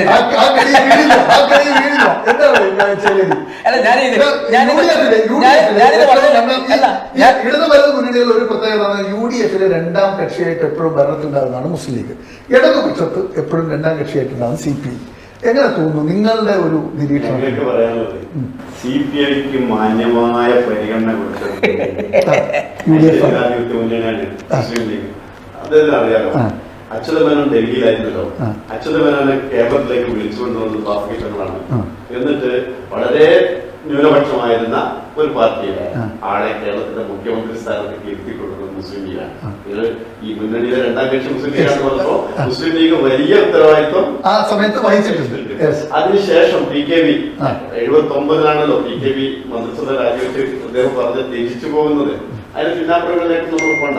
പിന്നീട് ഇടതുപക്ഷം വന്നപ്പോഴും ഇപ്പം എന്താണ് CPIക്ക് നേരിട്ടുകൊണ്ടിരിക്കുന്ന ധൈര്യമായ ബിനോയ് വിശ്വം CPIയുടെ സംസ്ഥാന സെക്രട്ടറി അത് എത്ര രോഷത്തോടു കൂടിയാണ് സംസാരിച്ചത്. ഏറ്റവും ഒടുവിൽ പ്രകാശ് ബാബു ഇവരുടെ അസിസ്റ്റന്റ് സെക്രട്ടറി ജനയുഗം പത്രത്തിൽ ലേഖനം വന്നില്ലേ, അതിന് സാധൂകരിച്ചുകൊണ്ട് സ്ഥിരീകരിച്ചുകൊണ്ട് അദ്ദേഹം പത്രക്കാരോട് സംസാരിച്ചില്ലേ. അതിന്റെ മഷി ഉണങ്ങുന്നതിന് മുമ്പല്ലേ മുഖ്യമന്ത്രിയുടെ പ്രസ്താവനയും സ്റ്റേറ്റ്മെന്റും വന്നത്. എന്താ പറഞ്ഞത്? ആരെങ്കിലും വിചാരിച്ചാൽ, ആരെങ്കിലും ആരോപണം ഉന്നയിച്ചാൽ അങ്ങനെ പിടിച്ച് പുറത്ത് മാറ്റാനുള്ളതല്ല അജിത് കുമാർ എന്നാണ് പറഞ്ഞത്, ശശി എന്നാണ് പറഞ്ഞത്. എന്താണ് മുഖ്യമന്ത്രി നൽകുന്ന സന്ദേശം? ഈ സന്ദേശം ഇവർക്ക് ഉൾക്കൊള്ളാൻ കഴിയട്ടെ. ഈ സന്ദേശം ശശി അദ്ദേഹത്തെ കുറിച്ച് ചോദിച്ച ഒരു ചോദ്യം ആവർത്തിക്കുകയാണ്. ശശി എന്ന രാഷ്ട്രീയ നേതാവിനെ, അഭിഭാഷകനെ, ഒത്തിരി ചാരിറ്റി പ്രവർത്തനങ്ങൾക്ക് നേതൃത്വം കൊടുക്കുന്ന ശശിയെ നിങ്ങൾക്ക് നമ്മളെല്ലാം കാണുന്നുണ്ട്. താങ്കൾ എങ്ങനെയാണ് ഈ ശശിയെ നിരീക്ഷിക്കുന്നത്? ഒരു വ്യക്തിപരമായിട്ട് അസസ്മെന്റ് നടത്തേണ്ടുന്ന ഒരു വിഷയമല്ല. കാരണം അദ്ദേഹത്തിനെതിരായിട്ട് ഭരണപക്ഷത്തുള്ള ചിലര് നമ്മൾ പറയാറുണ്ട് അയാൾ രാഷ്ട്രീയത്തിൽ എങ്ങനെയാണെങ്കിലും വ്യക്തിപരമായി ഭരണപക്ഷത്തുള്ള ഒരു MLA ഉയർത്തിക്കൊണ്ടുവന്നിട്ടുള്ള ആരോപണം. അതില് കുറെ കാര്യങ്ങൾ അദ്ദേഹം പറഞ്ഞു. മുഖ്യമന്ത്രിയിലേക്ക് കാര്യങ്ങൾ എത്തിക്കുന്നില്ല, തടഞ്ഞു വെക്കുന്നു, കാര്യങ്ങളൊക്കെ ഉണ്ട്. ഇതില് സീസറുടെ ഭാര്യ പതിവ്രതയാണ് എന്ന് സ്ഥാപിക്കേണ്ടതാരാണ്? അതാരും അവരെ കാര്യം ചെയ്യണം. ഒരു സംശയം ഭരണപക്ഷ MLA ശശിക്കും അജിത് കുമാറിനൊക്കെ എതിരായിട്ട് പൊതുസമൂഹത്തിന് മുമ്പാകെ വെച്ചാൽ അത് ശരിയല്ല, അത് യഥാർത്ഥ വസ്തുത എന്നതാണ് എന്നീ ജനത്തെ ബോധ്യപ്പെടുത്തേണ്ട ഉത്തരവാദിത്വം ഭരണകക്ഷിക്കാണ്, സർക്കാർ ചെയ്യേണ്ടതുണ്ട്. എന്താണ് രഞ്ജിത്ത്, ഈ ശശിയെ കോൺസെൻട്രേറ്റ് ചെയ്ത് അജിത്ത് അതിന്റെ കൂടെ നിൽക്കുന്ന ഒരാളാണ്. ശശിയാണ് മെയിൻ പോയിന്റ് ആയിട്ട് പറയുന്നത്. ശശിയെ രഞ്ജിത്തിനും വ്യക്തിപരമായി അറിയാം, കണ്ണൂരുകാരനാണ്.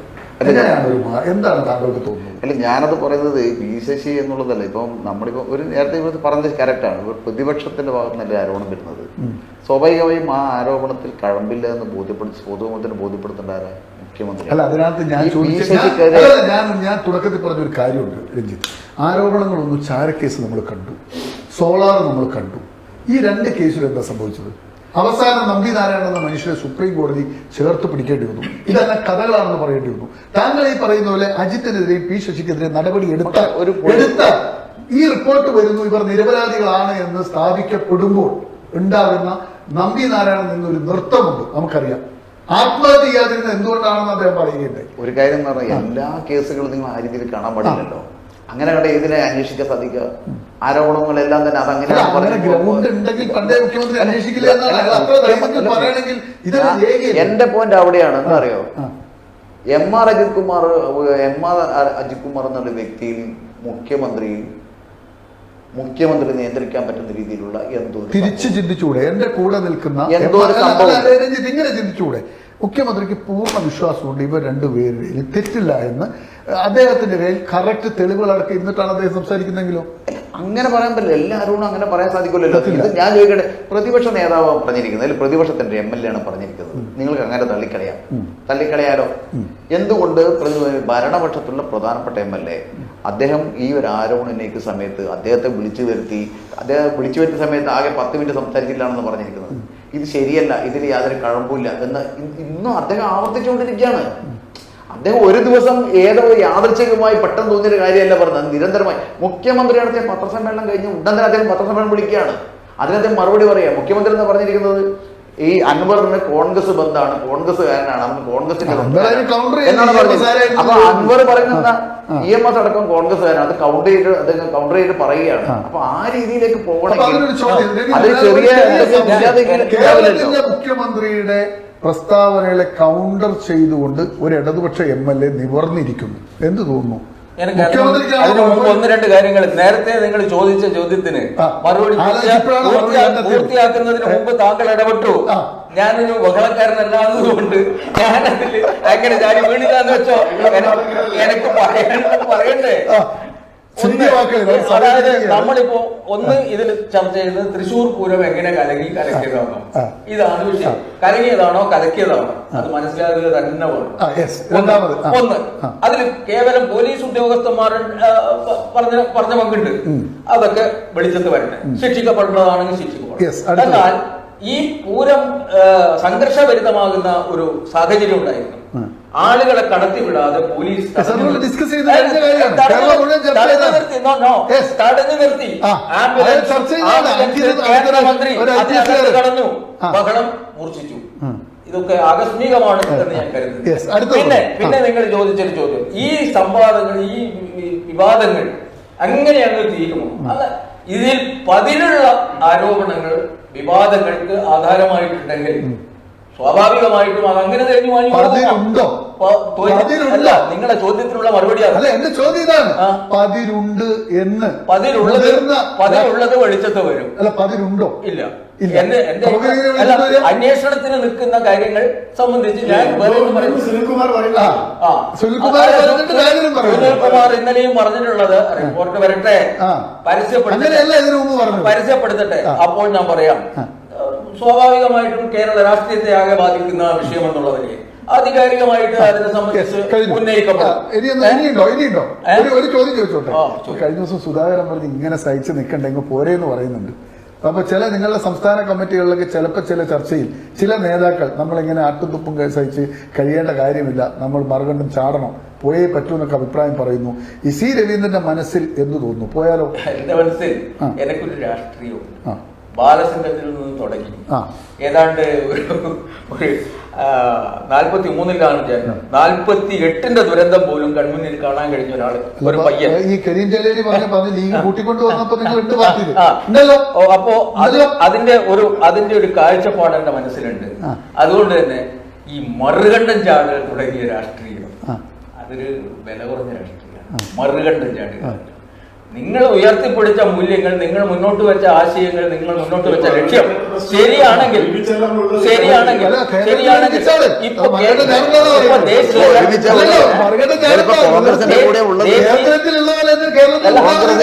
ദേശീയ രാഷ്ട്രീയത്തിൽ ഇന്ന് മുഖ്യമായിട്ട് നേരിടേണ്ടുന്ന ശക്തികൾക്കെതിരായിട്ട് ഒരു സഖ്യമുണ്ടായിട്ടുണ്ട്. മുന്നണിയെ സംബന്ധിച്ചിടത്തോളമുള്ള ഒരു തത്വശാസ്ത്രം തന്നെ നമുക്കുണ്ട്. ആ തത്വശാസ്ത്രം 2ാം ലോക മഹായുദ്ധ കാലത്ത് ആവിഷ്കരിച്ചതാണ്. ഹിറ്റ്ലറെ പരാജയപ്പെടുത്തുന്നതിന് അമേരിക്കയുമായി പോലും സോവിയറ്റ് റഷ്യ ഒന്നിച്ചു എന്നുള്ളത് നമുക്കറിയാം. കാരണം ഫാസിസത്തെ പരാജയപ്പെടുത്തിയില്ലെങ്കിൽ പിന്നെ സ്വാതന്ത്ര്യവുമില്ല, സ്വാതന്ത്ര്യ സമരവും. കേരളത്തിൽ ചെറിയൊരു ഫാസിസം ഉണ്ടോ? കേൾക്ക്. അപ്പോ അത്തരത്തിലുള്ള കാര്യങ്ങൾ, മുന്നണിയുമായിട്ട് ബന്ധപ്പെട്ട വിഷയങ്ങൾ, പൊതു താല്പര്യങ്ങളാണ് പ്രധാനമായിട്ടുള്ളത്. അതൊക്കെ വെച്ച് നോക്കുമ്പോൾ മറുകണ്ഠം ചാടേണ്ടുന്ന ഒരുമിച്ച് തന്നെ ഉള്ളത് അല്ല. കേരളത്തിൽ ഒരുമിച്ചല്ല.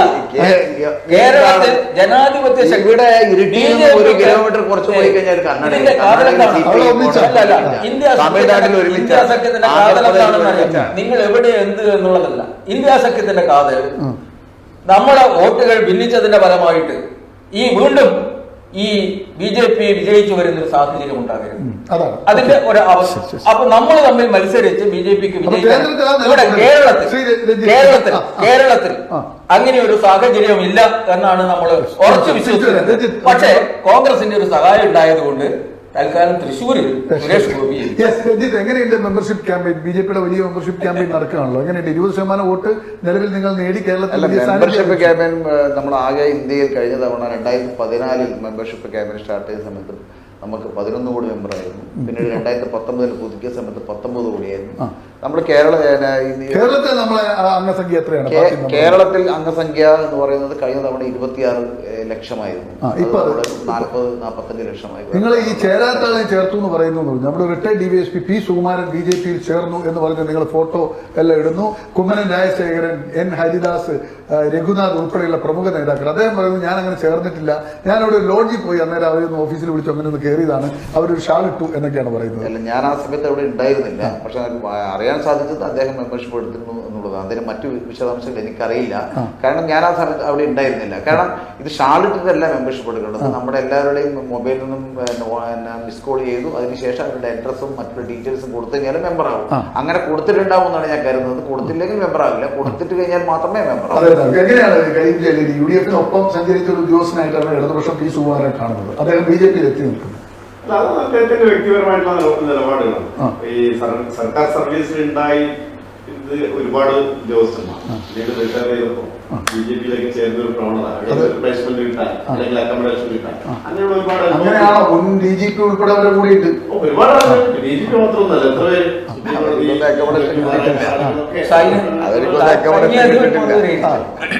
അപ്പൊ അത് അവരുടെ വ്യക്തിപരമായിട്ടുള്ള തീരുമാനമാണ്. നമ്മുടെ സമയം തീരുകയാണ്. അല്ല, അതില് ഒരു കാര്യമാണ്, രാഷ്ട്രീയ പ്രസ്ഥാനങ്ങൾ ഭരണതലത്തിൽ ഉദ്യോഗസ്ഥരെ ഉപയോഗപ്പെടുത്തി രാഷ്ട്രീയം കഴിച്ച് ഒടുവിൽ അടുത്തും പറ്റുമ്പോൾ നിങ്ങൾക്കൊരു കസേര എന്ന് ഉറപ്പു നൽകുന്ന ഈ സംസ്കാരം അവസാനിക്കും. കേരളത്തിൽ സംസ്കാരം കൂടുതൽ കേന്ദ്രത്തിലാണ് ആ സംസ്കാരം.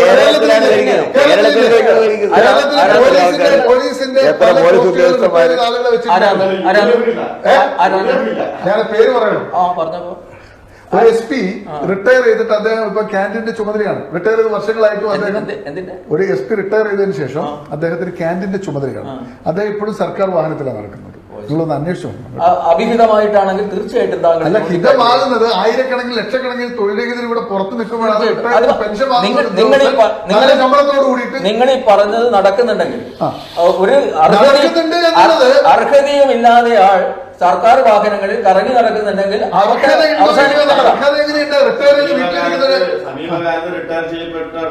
ഒന്നുമില്ല. DGP മുൻ DGP ബഹ്റ, ലോക്നാഥ് ബെഹ്റ ഏത് പോസ്റ്റിലായിരിക്കുന്നത്? മെട്രോന്റെ MD ആണ്. ഇത്രയും ഈ കേരളത്തിലെ ഇത്ര കഴിവില്ലാത്ത മനുഷ്യരാണ് നമ്മളെല്ലാവരും. മെട്രോന്റെ MD ആരാണ്? ലോക്നാഥ് ബെഹ്റ. ആരാണ് മെട്രോയുടെ MD നിശ്ചയിക്കുന്നത്? അല്ലെ, മെട്രോയുടെ MD നമ്മൾ കേരളത്തിൽ നിന്ന് തന്നെയാണ് നിശ്ചയിക്കുന്നത്. അങ്ങനെയാണോ? സംസ്ഥാന സർക്കാർ ഗവൺമെന്റിൽ ആളുകൾ കൊടുക്കുന്നത്. എങ്ങനെ സംസ്ഥാന ഗവൺമെന്റാണ് ആളുകൾ പേരുകൾ കൊടുക്കുന്നത്. അനർഹനാണെങ്കിൽ തള്ളിക്കളയാമല്ലോ. കേന്ദ്ര റെയിൽവേ ഉപദേശകനാക്കി റിട്ടയർ ചെയ്ത് നല്ല രീതിയിലുള്ള പെൻഷൻ വാങ്ങുന്നത്. കേരളത്തിൽ ലക്ഷം ചെറുപ്പക്കാർ തൊഴിൽരഹിതരായി നടക്കുമ്പോഴാണ് കഴിവുള്ള ചെറുപ്പക്കാർ. പക്ഷെ ഈ കേരളത്തിലെ ഒരു മാന്യതയുള്ള രാഷ്ട്രീയം കാഴ്ചവെക്കുന്നവരുടെ CPI അവര് പറഞ്ഞതുകൊണ്ട് കേൾക്കുന്നില്ല. എന്ത് ചെയ്യും? അങ്ങനെയാണല്ലേ? ശരിയാണ്. CPIക്ക് നല്ല മാർക്കാണ്.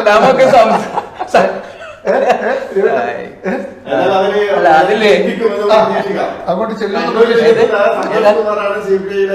അതങ്ങനെ നല്ലതല്ലേ? സന്തോഷ് കുമാർ അങ്ങനെ ഒരു അഭിപ്രായം പറഞ്ഞിരുന്നു എക്സിക്യൂട്ടീവ്. എനിക്കറിയില്ല, അദ്ദേഹം പറഞ്ഞതായിട്ട് ഞാൻ ഏതെങ്കിലും ഒരു പാർട്ടി വേദിയിൽ അങ്ങനെ ഒരു അഭിപ്രായം പറഞ്ഞതായിട്ട് കേട്ടില്ല. താങ്കൾക്ക് അങ്ങനെ എപ്പോഴെങ്കിലും തോന്നിയിട്ടുണ്ടോ? ഒന്ന് പോയാൽ ഇല്ല, ഇല്ല, ഒരിക്കലും തോന്നിയില്ല.